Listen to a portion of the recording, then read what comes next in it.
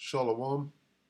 Call halal Yahweh Bashim Yahweh Shad, Bashim Makakodash, double honors to the elder apostles and elder bishops of GMS, even the elders that came before them that taught us his truth. Shalom and salutations to all the brothers out pushing the word of truth and in sincerity, the hopeful elect tabernacle of David, to the Akwat that are listening and learning, being the pillar of rest, the 144,000 and 1/3, the hopeful elect of Israel, and the brother Yashawan, back with the WW3 Daily update. Shalom and salutations to you all.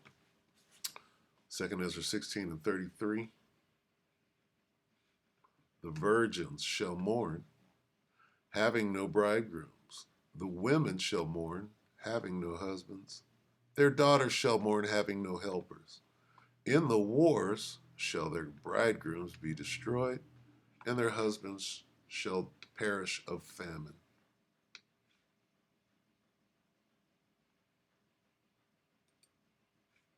See what's happening up there in Lebanon. You're going to see your husbands again. This is Open-Minded Thinker. Yesterday. Take it away. In a deeply unsettling turn of events for the Israeli military, casualties suffered by the Israel Defense Forces, IDF, in a fierce ambush by the Lebanese resistance along the Israel-Lebanon border.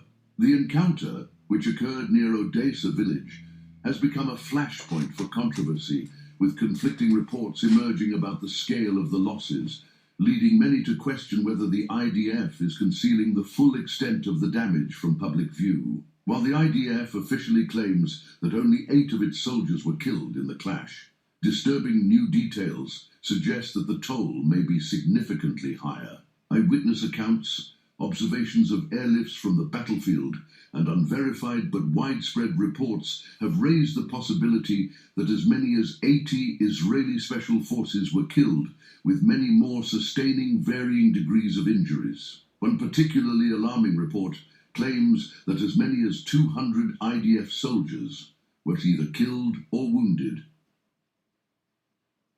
Big Pharma hates when you... Wow. Salakia, bear with me. Killed or wounded. It's not a lot of wives seeing their husbands.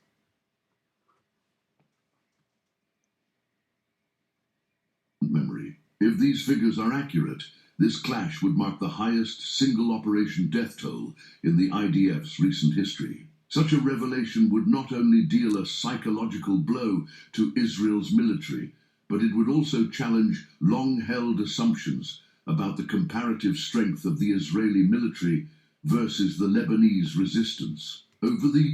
So the truth is beginning to come out about how excellent the IDF is. All these lies. Oh, they're one of the best and prepared military.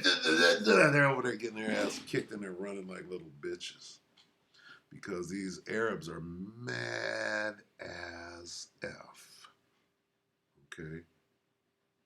You take away them buttons and them bombs, and you put 2 niggas out there, and nothing but their clothes.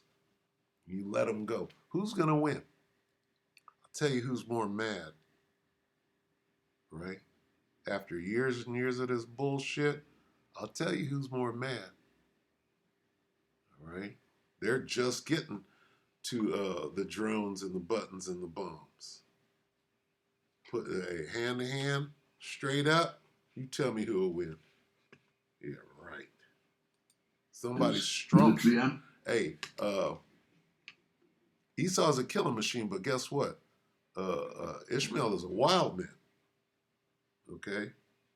They ain't calling them the dragons of the wilderness or the wild boars. They're not getting those names by being punks.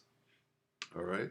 Now, you could kill somebody and be a total pussy about it. Right? You could be in a bedroom in Connecticut dropping bombs in Afghanistan.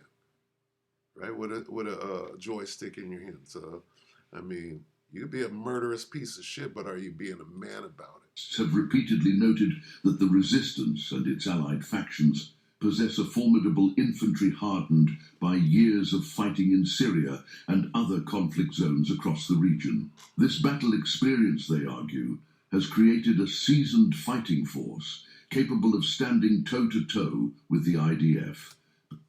You hear that? What do you think Russia is doing right now in the meat grinder? Well, they're preparing themselves for the larger war, like World War III. Who's the best fighting force out there trained with experience right now? That would be Russia. Okay? In the last how many years has it been? 3 now? Years that they've been at war. Hardcore. All right? Fire and maneuvering. Ground battle of attrition. Okay? Combat. Not missiles here and missiles there. They're doing some hardcore, real deal, front line combat fighting. So, who's ready for that? Who's ready for World War III? I mean, it only makes sense that if you've got battle experience, then you're more ready than your opponent if he doesn't. Particularly in ground engagements. Unlike the Slovakia.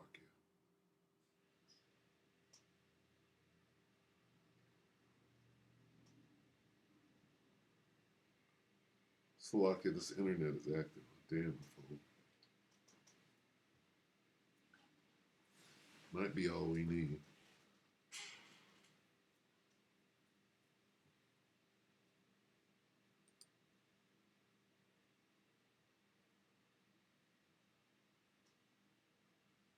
I like that shot. Equipped with cutting-edge technology, has allowed... Let's see if it's going to catch up or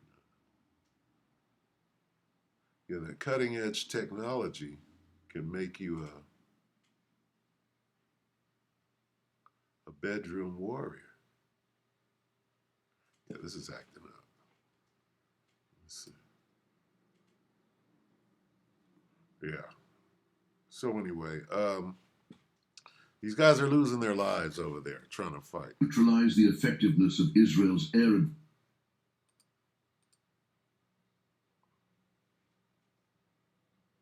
Yeah, this is... So, let's just go back to the top here.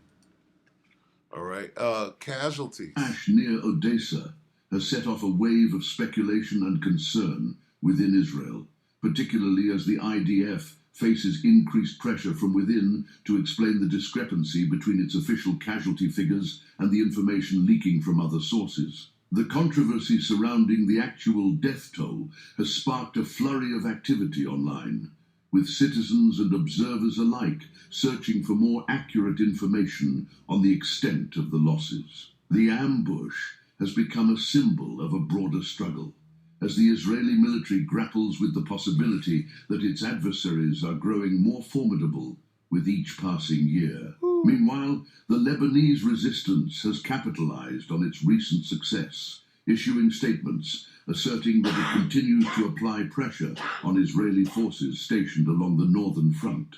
Resistance fighters have launched a series of rocket barrages and precision strikes targeting Israeli military installations, including those used to coordinate attacks on Lebanese civilian targets. In one of the more notable developments, sirens were sounded in Israel's Western Galilee region, where suspected drone infiltrations had triggered a heightened state of alert. Sirens were also reported in Yiron, another village in the Galilee. In a show of force, the resistance also bombarded the Israeli Amiad base with a significant salvo of rockets, reportedly achieving a direct hit on their target. It has also claimed responsibility for a large-scale rocket attack on several settlements north of Haifa. I'm going to stop it right here. Here's the thing to consider, all right? We're at the end of the world, okay? And war, right, is going to see us through it. War is going to become more and more pronounced in everybody's life, all the way up until the end. So with every day that passes, more war. Until you're in the war, you realize, oh, right now I'm on the battlefield running for my life, and they're shooting him. you're in the middle of a war, and it's not going anywhere. It's only going to expand and increase more and more until the world ends. This is what you have to wrap your mind around. Okay? So, sticking your head in the sand is not wrapping your mind around the fact that you're in war and there's nothing you can do about it except for don a warlike presence, right? You have to get some understanding, right? Ecclesiastes 3. Okay. Time. What time is it? All right. To everything there is a season. Ecclesiastes 3 and 1. So lucky. To everything there is a season and a time to every purpose under the heaven. A time to be born and a time to die. Time to plant and a time to pluck up that which is planted. Jump down to 8. A time to love and a time to hate. A time of war. So you have to be told, because you won't get, everybody in the war. A time for war too. Time for peace. This ain't it. Here's where we are. Every day until the world ends. Okay? Every day for the rest of the world, right? You're in war. Wartime.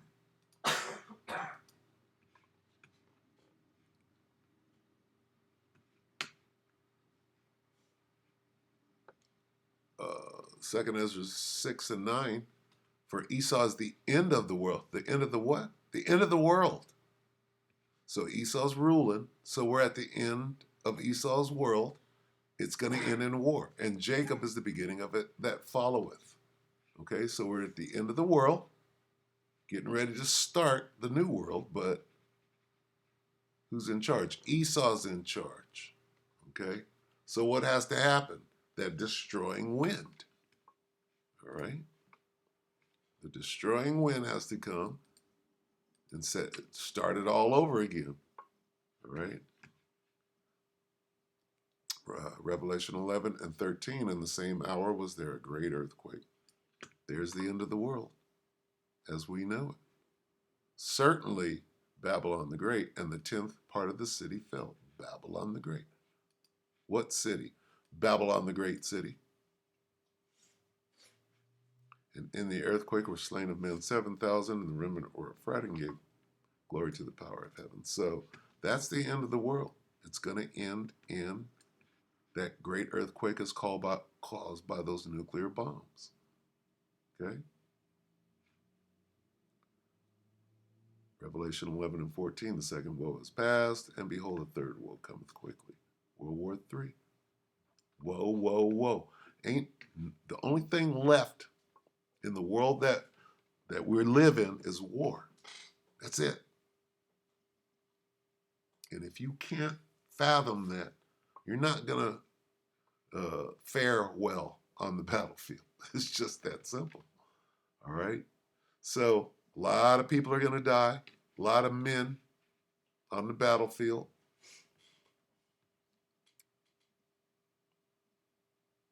What was it? Oh, this is Slovakia. Navigated away. I'm going to end it on this, where we started.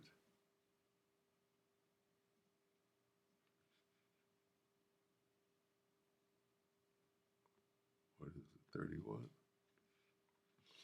The virgins shall mourn. This is 2 Ezra 16 and 33. The virgins shall mourn, having no bridegrooms. The women shall mourn, having no husbands.